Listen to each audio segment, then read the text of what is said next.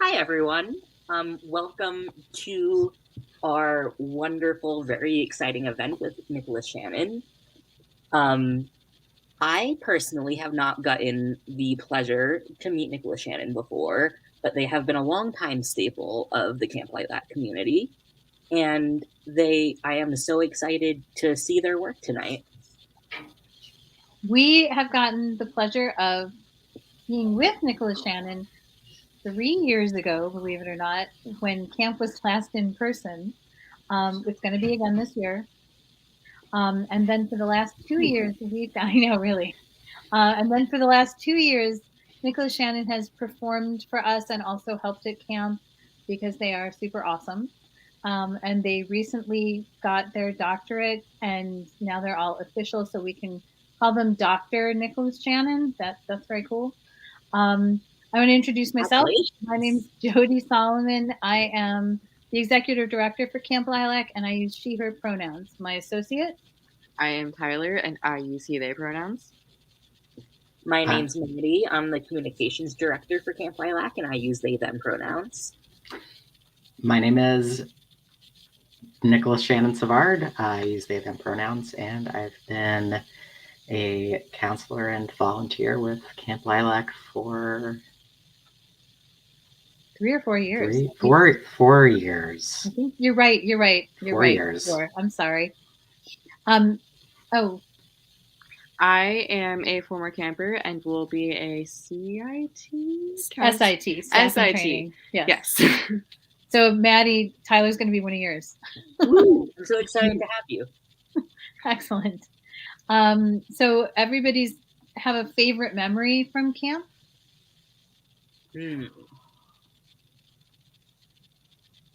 How do I pick just one?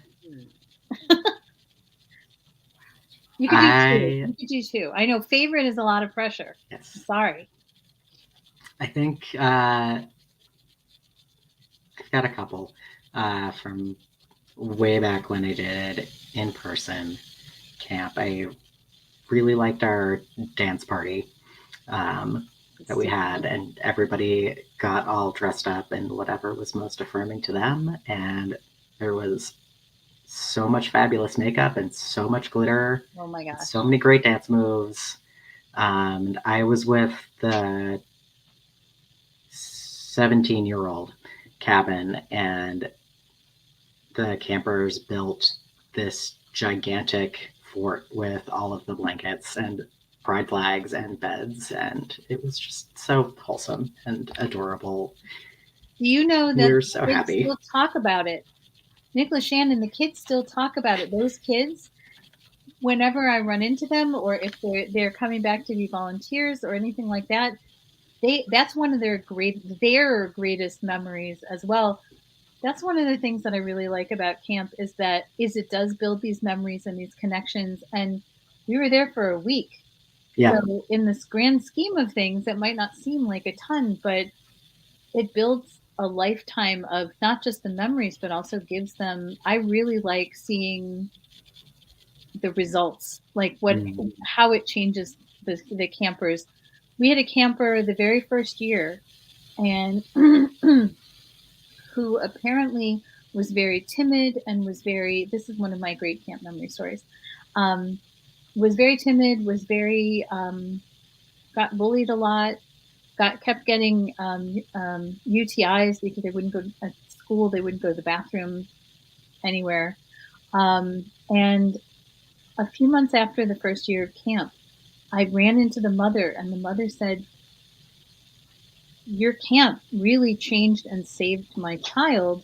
They started a GSA. They demanded being able to go to the bathroom at school. They became much more outspoken. And that's the kind of thing that we hear a lot. And I think that it's just so necessary to have a space where campers can be themselves." Any memories of camp? Yes, actually. This past year while we were virtual, the campers, I can't remember what ages they were. I think it was like the slightly older teens, like 14 and above. They kind of like all banded together to overthrow the counselors to have an all-night sleepover. They won, that's for sure. They definitely won. Till 3 a.m. Yeah, till 3 a.m. It was reasonable, but that's definitely one of the best memories so far of camp. It was a great uprising. Beautiful. How about you, Maddie? I have to say, Camp 2019, the open mic night that year is one of my very favorite memories. Getting to watch people who otherwise like haven't ever been in front of an audience, haven't felt that confidence, feel like safe trying new things and experimenting and just being silly and having fun at the open mic night was pretty awesome. Excellent. Thank you. I am not familiar with the platform. Are people able to ask questions or not really?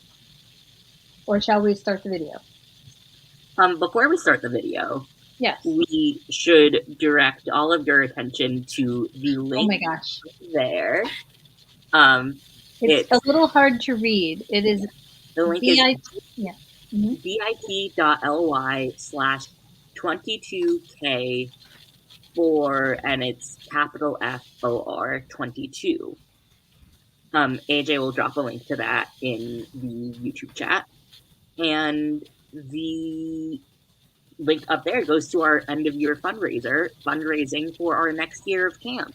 We have a lot of very, very exciting plans for camp this year, and we need your help to make it possible. This year we are expanding. Camp Lilac pulls kids and staff from all over the country. Our last year in person, we had campers from 14 states, and since we've been virtual, it's also been from all over. And this coming year, we are holding 1 week virtually, 1 week in Northeast Ohio in person, and 1 week between Columbus and Dayton, Ohio, also in person. So we have ambitious goals. We don't want any camper who wants to come or needs to come not to be able to come because of money. So we fundraise this fundraiser is not only to support Nicolas Shannon and all of their excellent work, but also to raise money so that everyone who wants to come to camp can come to camp. Thank you.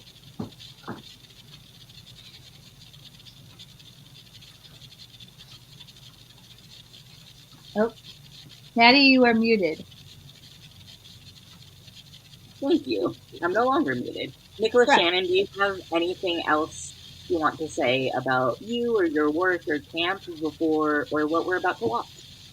All right. Let's see. I am a theater solo performer. I've been experimenting a bit with multimedia type things, which is what you're going to see tonight. Brand new work, actually, today. And I also want to say that most of the work that I do write is specifically like for other trans folks and for the LGBT community more broadly, because I grew up wanting to see people like me on stage and on film, and I didn't. So I decided to make these things for myself. And tonight is just a series of stories that some are funny, some are sad, some are kind of wholesome, some are hopeful, that I wanted to share with the camp community. And as I was testing the video, I realized that I mistyped the title of my show.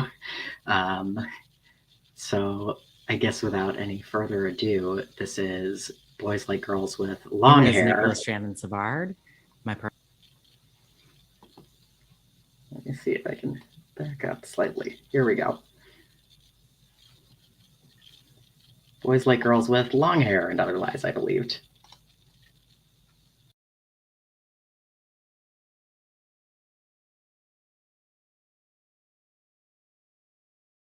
Hi, my name is Nicolas Shannon Savard. My pronouns are they, them, theirs. As a trans person and a theater person and a storyteller, people, I should clarify, cis people, capital C, always want to know the story. You know the one, the coming out story. 1, how did you know you were trans? 2, when did you come out? 3, when did you transition? I don't tell coming out stories, maybe because mine's not that interesting. 1, I wasn't exactly what you would call a regular girl. Probably would have said sooner if I knew the words. 2, 2015, I guess. 3, it's kind of still happening. Maybe it's because I don't have one coming out story. I came out 1,000 times, transitioned in tiny ways long before I took my first shot of testosterone, long before I found my new name, long before I could even really say for sure that that was what I was doing.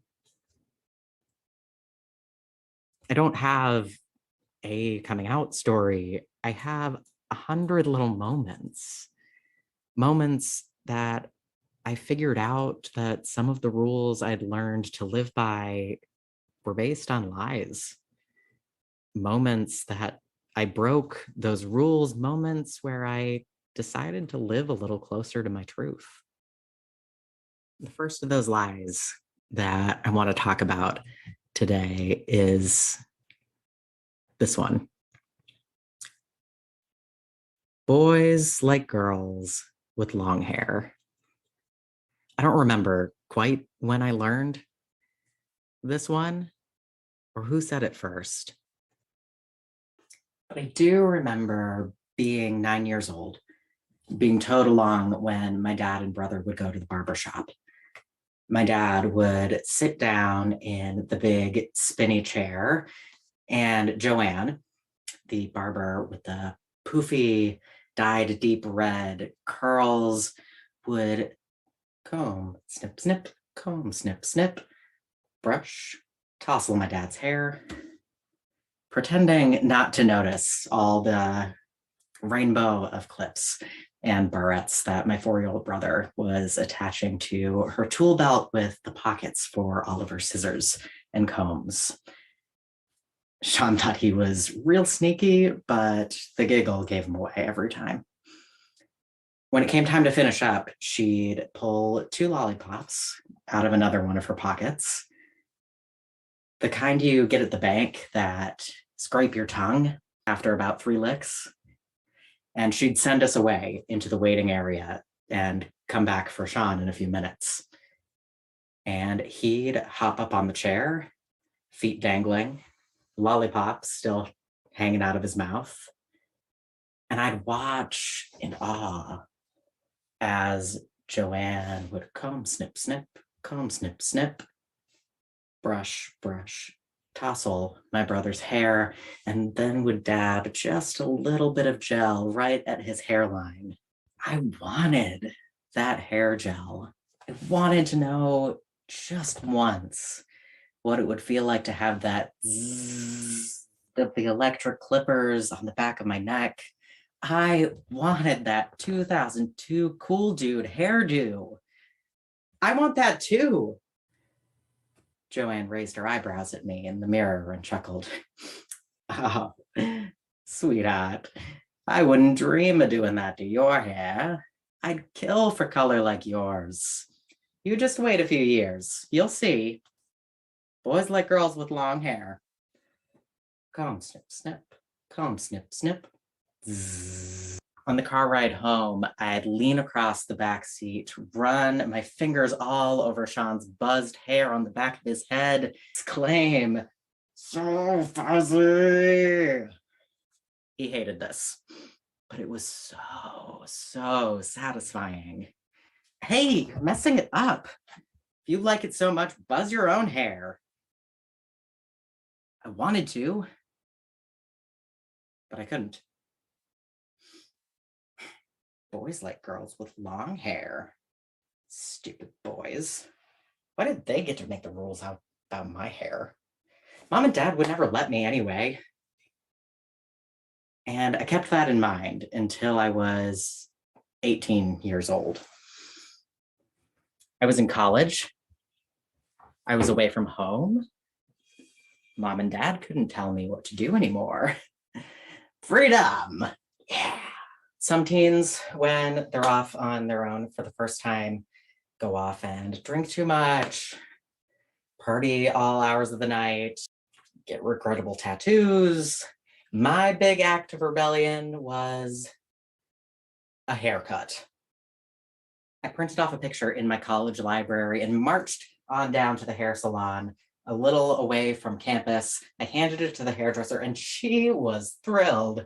Makeover time. She sat me down in the spinny chair, clipped the cape on me, took a before photo, my ponytail in one hand, her scissors in the other, and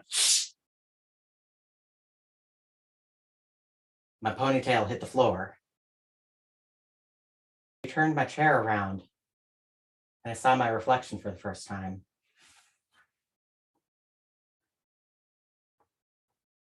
I recognized myself. For the first time, I felt like the person staring back at me was me.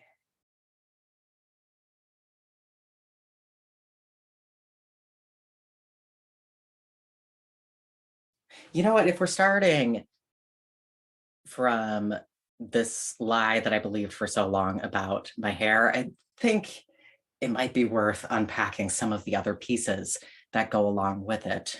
Boys like girls with long hair, which in the reverse must mean lie number 2, you should like a boy and probably try to date him. I mean, this one came just a little bit later on in life, but not that much. I hit middle school and everybody just wouldn't stop asking me. All the kids at school, my mom, friends, which boy do you like? Which boy do you like? Who do you think is cute? And I would keep telling them, nobody. I don't like anybody. Would you leave me alone? And they would just keep on pestering. Well, you must like somebody. You gotta think somebody's cute. Everybody does. Everybody's getting together. Who do you think is cute?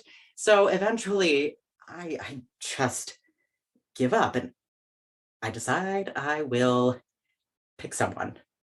Sit in my Spanish class and scan the room. Not you. You're kind of annoying.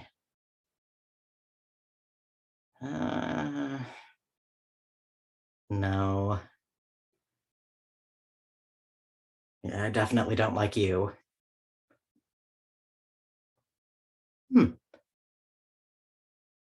Tommy Flynn.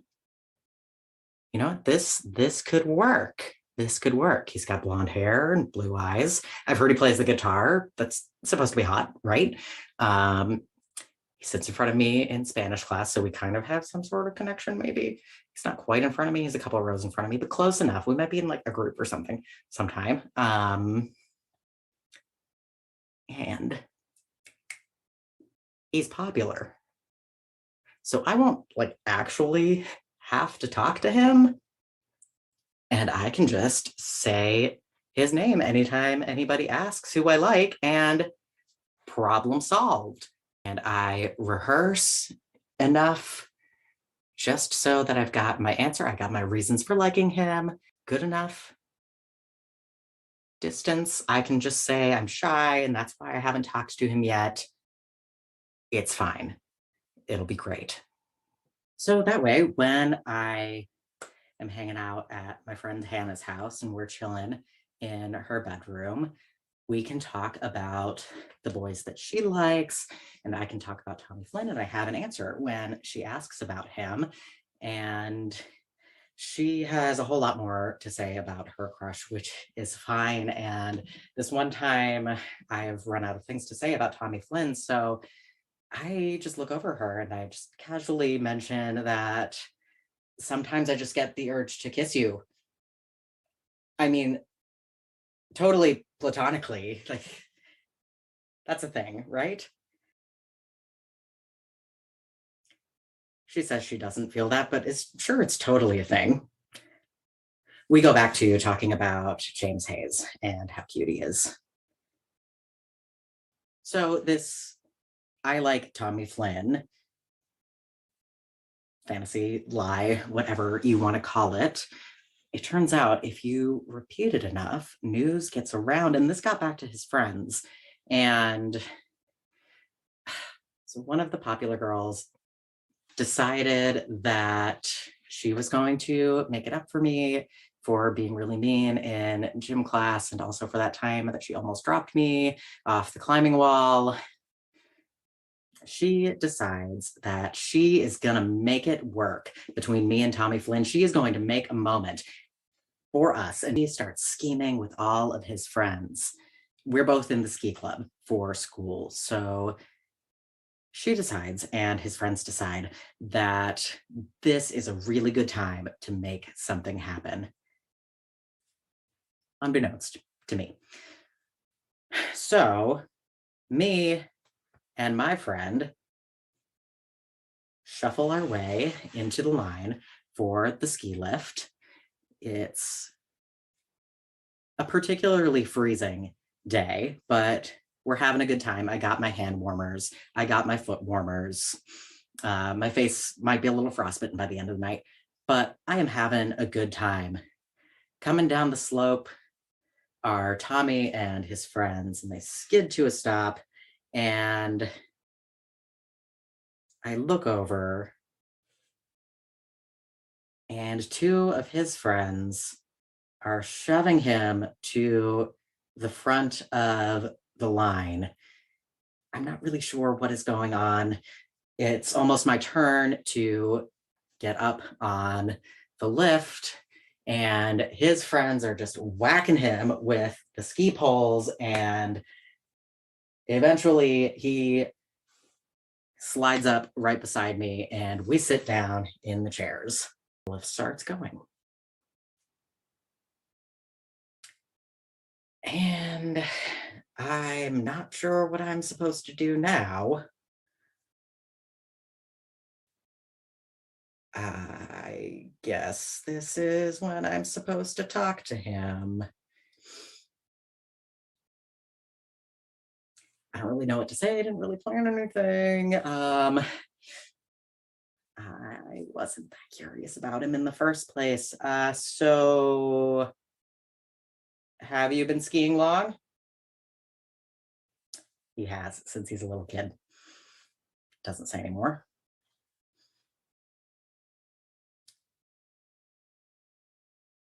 I like your jacket.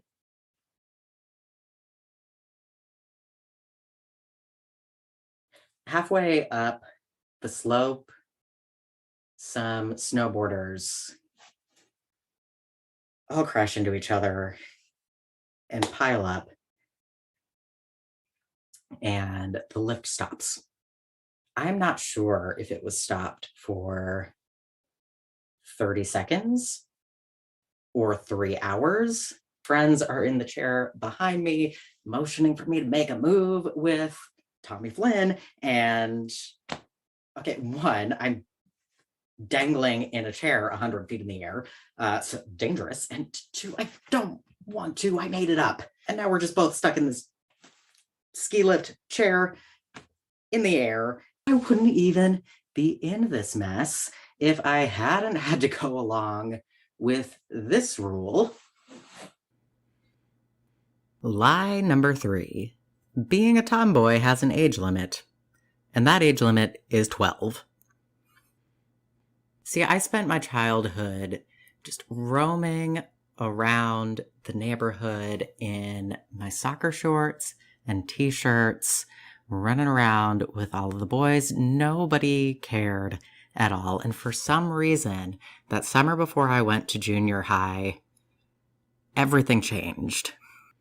All of a sudden it was, you can't wear sweatpants to school anymore. You look like a ragamuffin. Shorts are for basketball practice. We need to get you some jeans, some nicer shirts. You can't wear t-shirts every day. You gotta look like a girl. It's time to shop in the junior section, not the boys department. About this. But my mother persisted. Don't you want to look nice? And I tried on all of the clothes.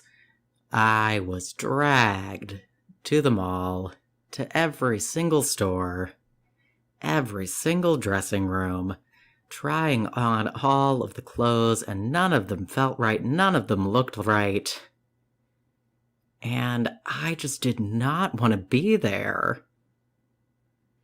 And every time from that summer onward, I would just break down in tears, eventually in the dressing room, looking into that mirror, looking down at my body, and none of it was right. My mom would come in.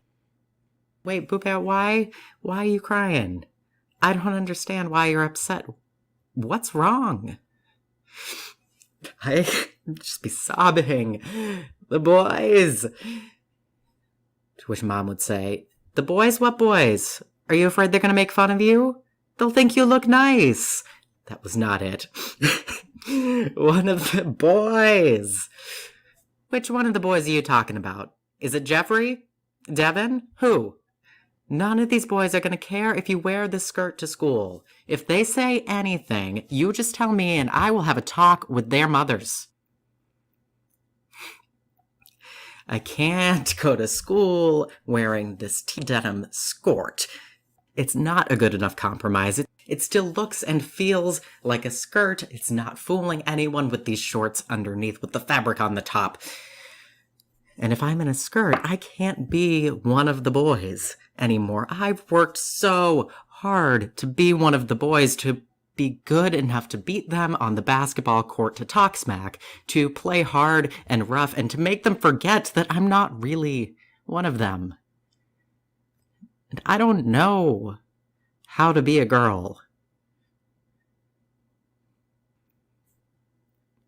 It's not what I said, but I didn't know how to say that. It's just what I felt.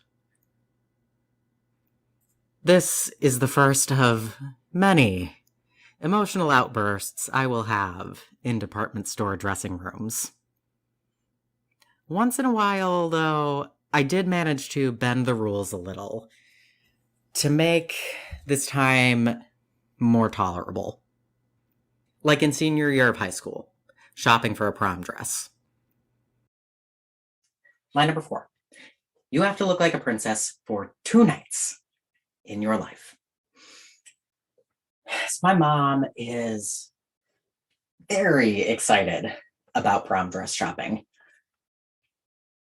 We have been out for the past 3 Saturdays in a row, and this is time that I could be spending with my friends who you tell me that I don't spend enough time with anyway, so why are we spending all of this time doing this? No.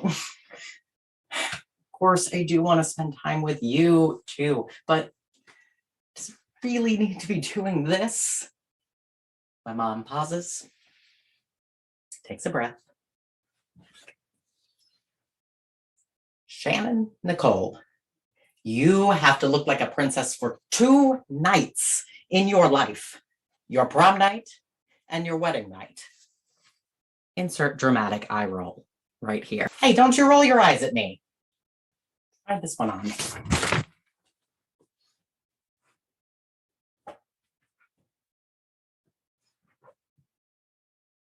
Well, do you like it? No? Why not? It's a dress. Well, all right. Try this one.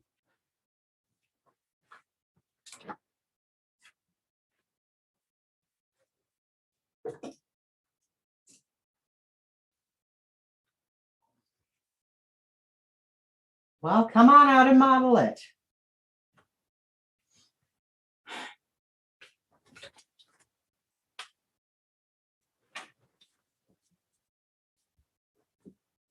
I don't know, you still look like a soccer player in a dress. And then, out of every corner of the store, out of the woodwork, moms came out of dressing rooms. No, honey, you're beautiful. No, how could you say a thing like that? No, you're beautiful. Mom was right. I was a soccer player in a dress. No amount of sparkles and pastels and ruffles could turn me into a proper young lady. In fact, the soccer field was one of the few places that I felt a sense of freedom from all of this. Nobody expected me to act like a girl or anything. They just expected me to play, and I felt more comfortable with a ball at my feet than I ever would in cute open-toed shoes. It was just this place where no one cared about what I looked like or whether I did the things that girls were supposed to do. I was supposed to be on the field and with my teammates, and that's all. If I was going to have to look like a princess, I was going to be a badass warrior princess. The next dress that I picked out was this blood red corseted dress with a big, huge skirt. Badass warrior princess. The saleswoman on the floor said they had 2 dresses in stock. She brought out the first one. It was a couple sizes too big. She brought out the second one. It was a size 6. I'm not a size 6. I have never been a size 6. This woman says, "Oh, honey, you're beautiful. You can be a size 6. Line number 837. I don't think this is how this works, lady. But she was convinced I could be a size 6. So I put on that dress and she grabbed those corset strings and pulled and pulled. And that tiny little woman somehow managed to get me into this very tight dress. And I'm not breathing. But that's okay. Princesses don't need to breathe. They're beautiful. And I wouldn't even have to be in this stupid dress in the first place if I didn't have to go along with this other lie. Back again. Line number 5. You should date a boy. You know what? I did it. I got one. I got a boy to agree to go to the prom with me. Teen girl rite of passage complete. Now everyone, get off my back about it. Met up at my friend Alyssa's house with all my girlfriends, and all of our dates came to take pictures with us. My date, Tim, was not particularly happy about that. We both tried. So Tim and I arrive at this hotel ballroom half an hour away from our high school. We take the pictures outside next to this little trellis thing by a pond. It's very picturesque. It's very cute. We did what we're supposed to do. We get inside. He starts complaining that his tuxedo pants are a little bit uncomfortable. He's used to waistbands that have a little bit more give to them, especially after he has eaten his nice dinner. I tell him he needs to shut up because I'm in a corset and heels. He does not get to complain that his pants are slightly uncomfortable. He decides that this is reasonable. So after we finish our dinner, I just want to go dance with my friends. The heels don't last all that long, maybe like 10 minutes on the dance floor before I decide that these are not comfortable. The corset is not comfortable. This dress is too long and my heels keep getting caught on it. So these shoes, you know what? They need to go. I make Tim come and dance with me. Again, he's not pumped about that. He's not much of a dancer himself. I take him by the hip and the hand and lead him around the dance floor in a forceful but ultimately flouncy and fun waltz to an ungodly number of Kesha songs. I try to remember to call him or see him or whatever you're supposed to do at least once a week. I managed to make that go on for a couple more months before I end up breaking up with him. It was really for the best. My friends were very confused by the whole situation. I didn't really seem to like him that much.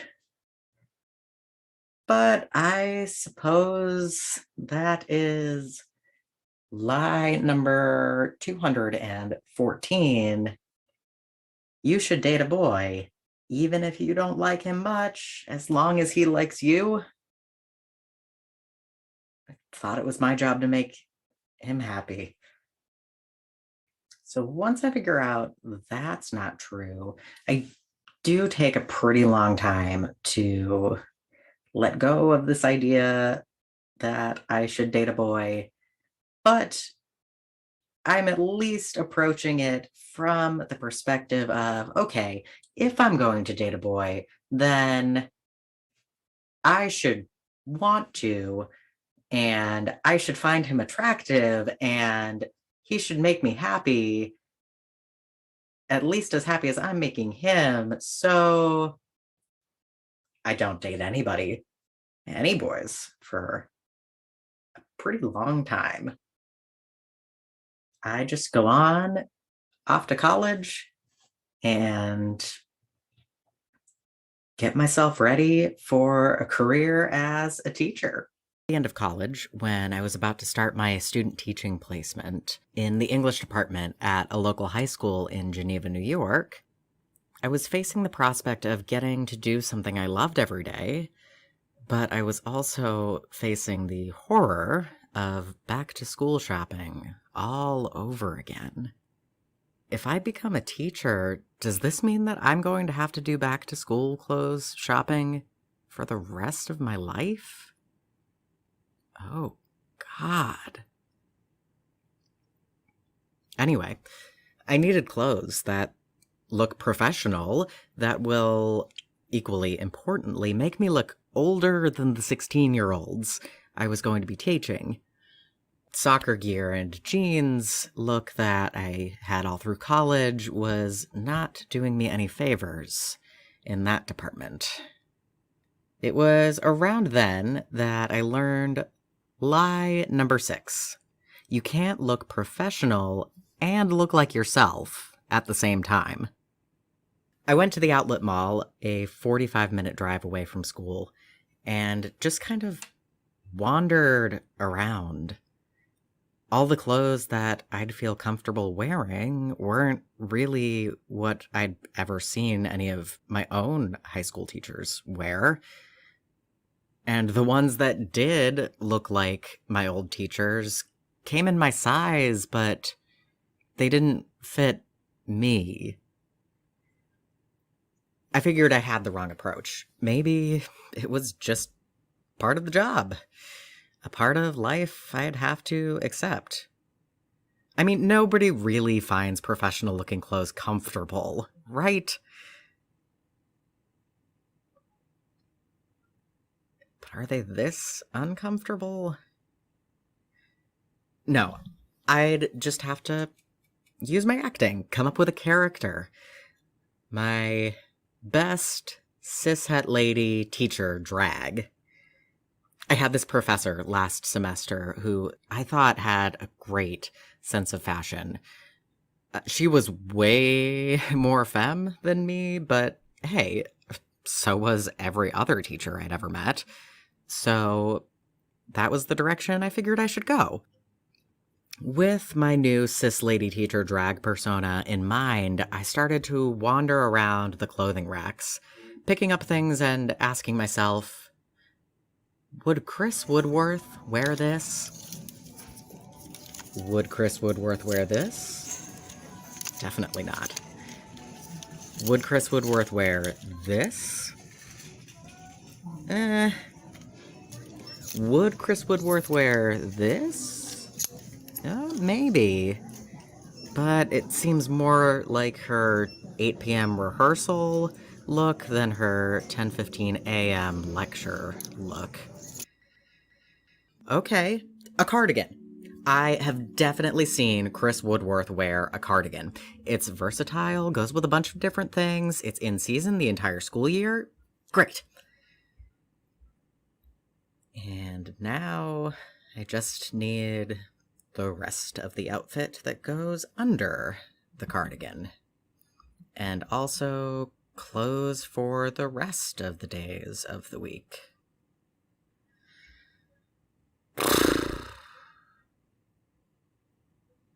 Maybe I could just ask her about the other things? I mean, I'll see her later this week to talk about my research paper for her class. No, that'd be weird. That'd be so weird. I can't just ask my theater history professor for fashion advice. What would I even say?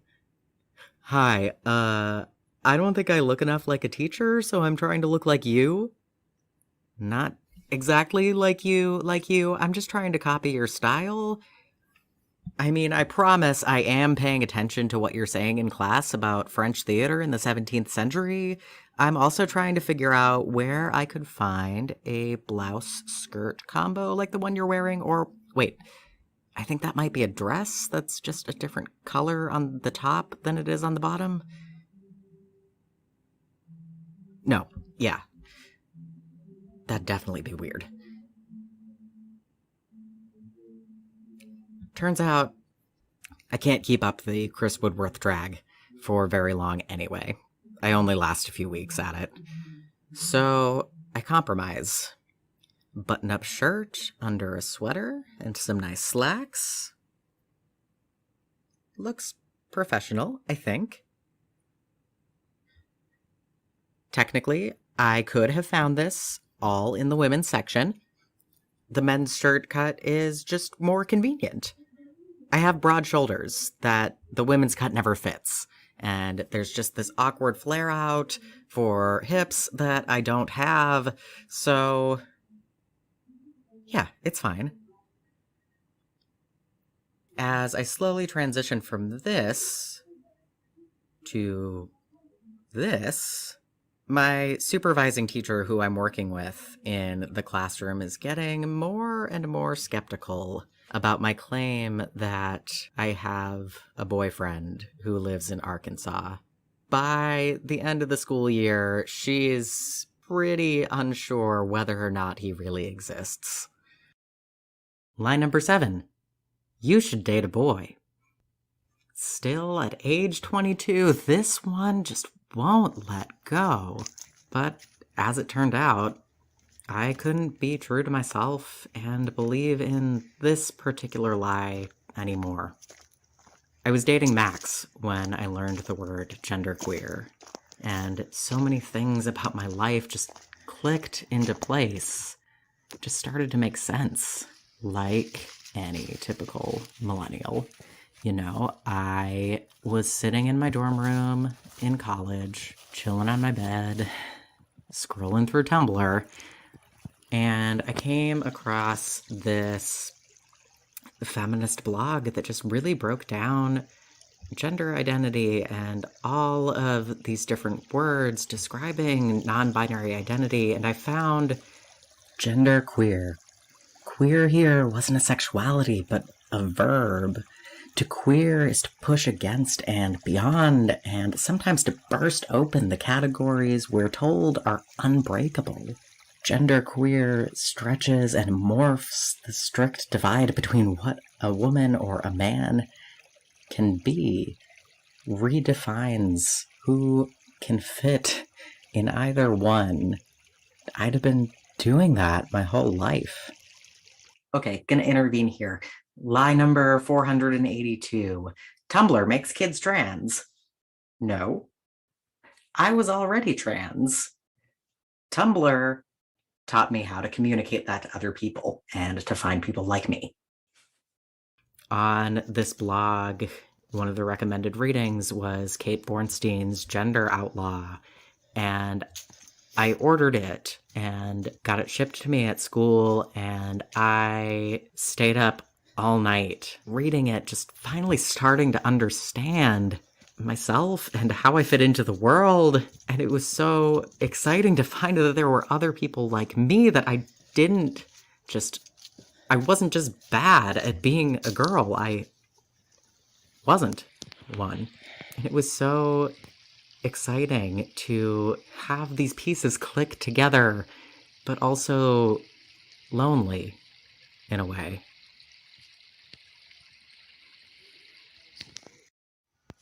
It took me 2 days to admit to myself that I was transgender after learning the word genderqueer. It took me 7 months to gather the courage to tell my boyfriend Max. He tried to be supportive as best he could with what little he understood about it all. A lot about me started to make sense to him too. But the more sense I made of myself and my identity, the less me and Max made sense together. But I had to keep moving with my life. I had to keep figuring out who I was. I had to keep moving on. And ultimately that meant moving on alone.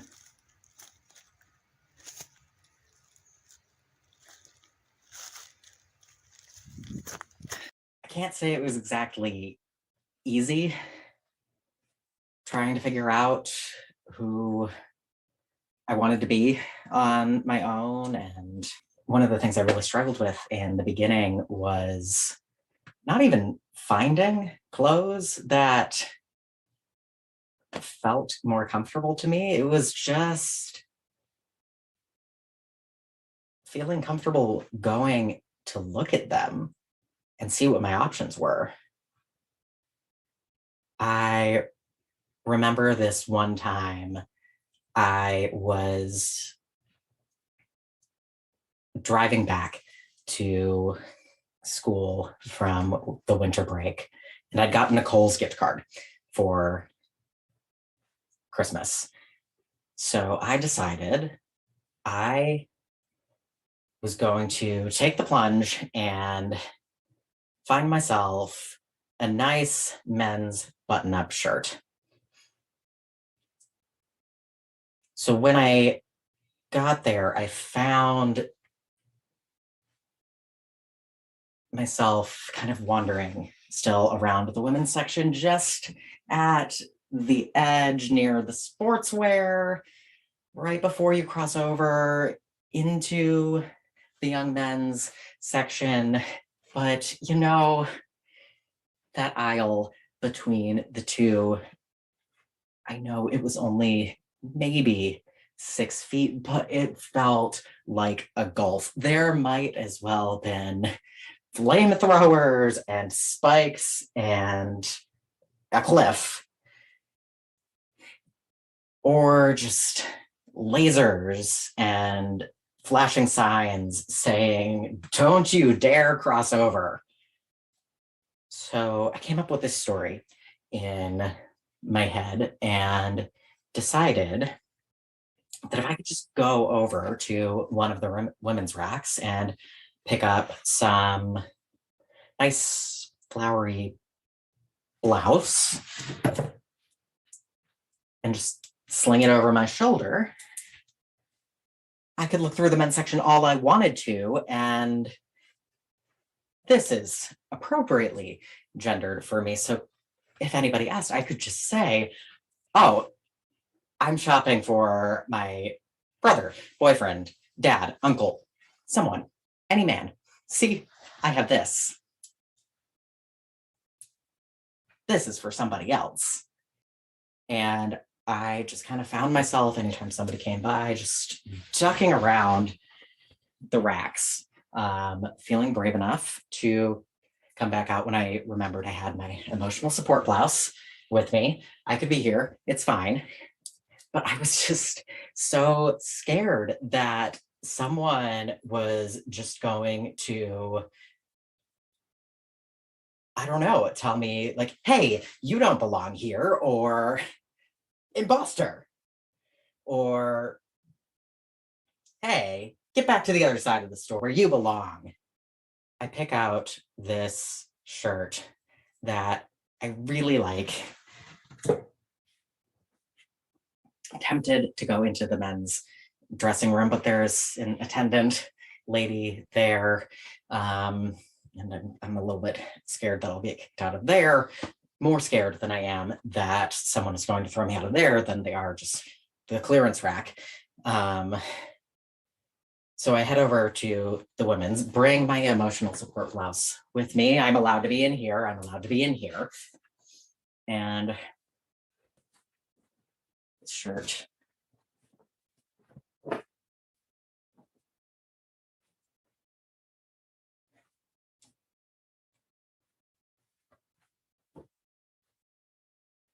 I love it. I look great. Put it back on the hanger. Take my blouse, hand that to the lady attending the dressing room, march over to the register, still a little bit nervous that the guy doing the checkout line is going to say something. And I get up to the front, hand this over. And he just looked up at me and smiled and said, "It's a really nice shirt. I was thinking of getting that one. I think you'll look great." And I just felt so seen and supported by this stranger, Esteban, the clothes cashier. And over time, I started to let go of that lie that I didn't belong in the men's section of the store, or that anybody was going to say anything about my being there. Well, okay, there was just this one time that really sticks out in my memory that someone did try to kick me out of the men's department of a store. It was after my first year of grad school, after I'd been living completely out in all aspects of my life for about a year, living in Columbus. And my mom came out to visit me. And before I left home for the last time, my little brother, Sean, had just a bag of clothes that he was planning on donating to the thrift store that no longer fit him. And it was just kind of hanging out by his bedroom door in the hallway. And before I left, I just went through it and took a couple pairs of pants and a sweatshirt and some shorts. My mom showed up to my apartment, took one good look at me. "I need to take you shopping. I can't have you walking around looking like your father and your brother. At least one of you is gonna have to learn how to buy pants that fit you. Let's go." And she drove me across the city to JCPenney, and it was a little odd to be wandering around the jeans section in the men's department with my mom. My coming out a little over a year ago hadn't gone super well with my parents, to put it lightly. But it seemed like mom had done some processing and was willing to try. And you know what? She was on a mission to find me the right kind of pants, the right cut, the right measurement in the waist, which, to be fair, Sean's pants were 2 sizes too big, and the cargo shorts were really, really not working for me. This saleswoman comes over to us and says, if you're not finding what you're looking for, the ladies section is upstairs. And my mom grabbed a pair of Levi's size 32-30 athletic cut. And handed them over to me. Looked that woman right in the eye and said, we are in exactly the right place. Thank you. It turns out when you start being true to yourself, you start to find people who like you and not just the person you've been pretending to be because you thought other people would be more comfortable with it. Kate was one of those people who showed me that was true. We met in May of 2017 and have spent the last 4.5 years together, learning what rules we've been living by that don't fit, challenging each other to break them, and holding one another's hands all the way through when breaking the rules gets hard. We're letting go of the lies that we've learned and charting out our own path that's more honest and more true to who we are as individuals and true to who we are together. When my mom told me, line number 10, you have to look like a princess for 2 nights in your life, I'd come back with, well, if I've got to wear a wedding dress, I'm going to wear my soccer cleats underneath. Neither of those ended up happening. Nobody wore a dress, and the soccer cleats would have clashed with the flannel shirts. Kate and I got married in a wooded park the day after Valentine's Day, February 2020. We stood in the snow on an island formed where a stream split in two and said our vows. Then we took off our shoes and held them in one hand and held each other with the other. Together we waded through the icy water, laughing and catching one another any time we started to slip, until we met our friends and family on the other side. Kate was not nearly as into that metaphor as I was, but they braved the cold water anyway, because they knew it was important to me, and I appreciate that about them. So I guess if I was going to bring us back to the beginning of all of this, line number 1, boys like girls with long hair. You know, maybe this is true. The part that was a lie was that I needed to care. That some hypothetical or real boy's preferences were more important than my own happiness. Or that I needed to tailor my self-expression to what was going to be deemed more acceptable by somebody else. Or that their opinion of me was more important than the one I had of myself. And you know, when you're told to live by a rule like that, I'd say that is a rule worth breaking.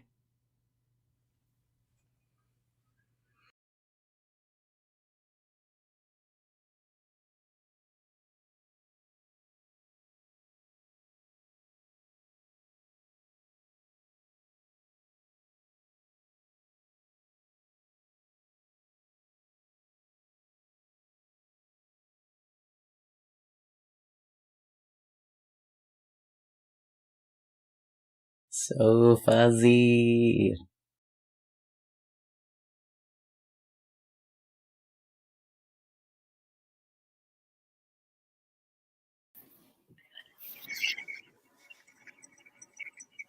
That was awesome. I love that very, very much. You are so amazing, Nicolas Shannon. That was really it ran the gamut of emotions. I have to say that it's possible that one of my favorite things is the emotional support blouse. Because I've been there for me and for many other people, and I'd never put a name to it, and that is in fact what it is. I also That- appreciated the bunny. Yes. I told that story about the Coles. I think it was at the open mic at our last virtual camp, and one of the campers, I don't remember who, named that blouse the emotional support blouse. So I decided that that needed to go in there. This was Well, just such a perfect term. I oh love gosh, that. for sure. That was great. And we definitely had people donating, and I encourage everybody to continue donating. And it, you are always inspiring, and everything that I've seen you do has been amazing. And Thank you. I would like to continue, and I'm definitely gonna tune in. Your podcast is starting in January. Plug that. Yes. I am starting a podcast called Gender Euphoria. It's going to air on HowlRound Theater Commons. And it's me getting together with a bunch of trans theater artists to try and have some of the discussions about trans art and the cool work that we're doing and the impact that we're making on the culture more broadly beyond just conversations about bathrooms and pronouns. We'll have a link to Celebrating that. trans joy. Excellent. We'll have a link to that, right, Maddie? Yes, we will absolutely be sharing that, and I am so excited to listen. And then you have another show coming up also in January, or is it February? I had one last month, actually. Oh no, I thought I saw one coming up. I'm sorry if I am incorrect. Okay. I apologize. Well, we'll I get panicked for a moment that I'd forgotten no. something had coming up. Sorry. No. The Jody is video of my foreshadowing. previous show is available online through Eventbrite. It's called Unpacking. Awesome. Excellent. Available through the end of the year. And could you plug your social media in case folks want to find you online and see more of your work? Yes, let me put that in the comments. Can I put that in the comments? I don't see where I can type. It's okay. I'm on Instagram at NS Savard, or if you type my name in there, Nicolas Shannon Savard, Nicholas without an H.